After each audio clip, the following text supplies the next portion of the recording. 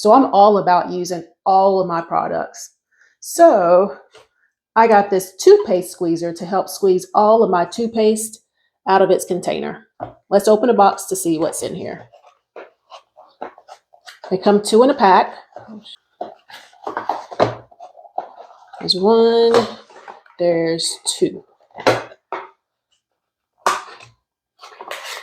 There is instructions on how to use the metal tooth squeezer.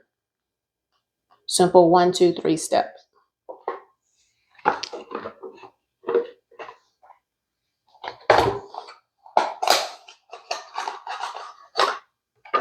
This is what it looks like.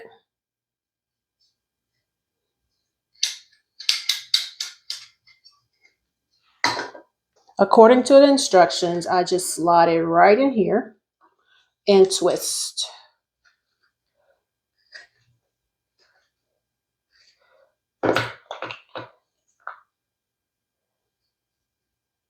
And easy as that.